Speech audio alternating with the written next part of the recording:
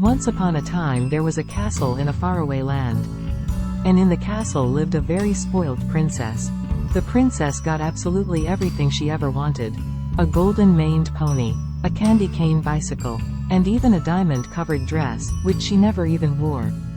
One morning, the princess woke up with a greedy look in her eye.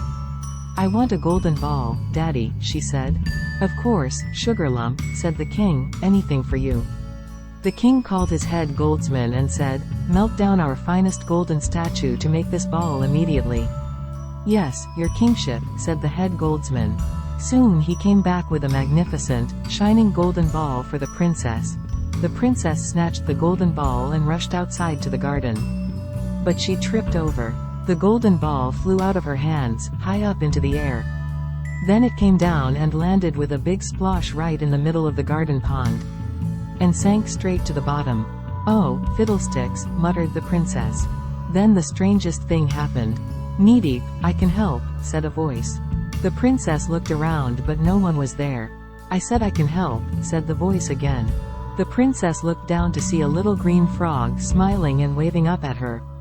"There's no such thing as a talking frog," she thought to herself. "Knee-deep," said the frog. "Oh, you can talk, after all," said the princess. "Yeah, course I can talk. Now, do you want your ball back or not?" "Yes, I do," said the princess. "Okay, then," said the frog, "but there's one condition, knee-deep." "And what's that?" replied the princess. "If I get your ball, you must promise to give me a kiss in return," said the frog. "Kiss a frog," snorted the princess. "Www. That is disgusting. You're all green and slimy and yucky and horrible. Never in a million years would I kiss you. No way. Suit yourself," replied the frog, knee-deep. And he hopped back onto his lily pad in the middle of the pond. The princess spent the next half an hour splashing, wading and scooping for the ball. Without any luck. "Are you sure you don't need my help?" said the frog. "Oh, all right then," grunted the princess, "my golden ball in exchange for one yucky froggy kiss." "Knee-deep," said the frog. He plopped into the water and quickly came back with the ball. "And now for my kiss," said the frog. But the princess just snatched the ball from the frog. She set off as fast as she could towards the castle. But there was something the princess didn't know. You see, the king had been out walking in the garden and he had seen and heard everything.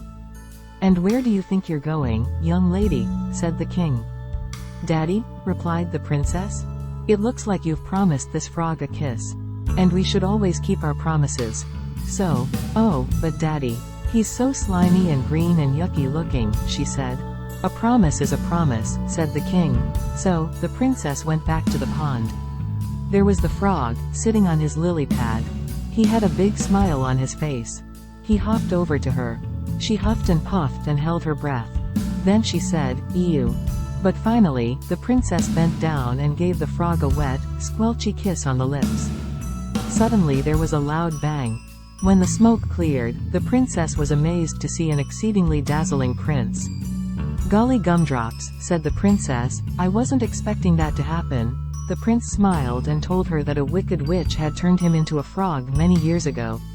And the only way to break the froggy spell was a kiss on the lips from a true princess.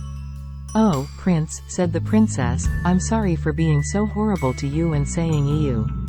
I had no idea you were a prince." "My darling," said the king, "it doesn't make any difference if he is a prince or a frog, or a spider for that matter. You should treat everyone as you would like to be treated." And that is where this froggy fairy tale ends. Except to say from that day, the princess changed and was kind to everyone she met. The prince and the princess became the very best of friends. Sometimes they went for a walk by the pond. The princess laughed loudly when the prince used to say, "Nay deep, nay deep." The end.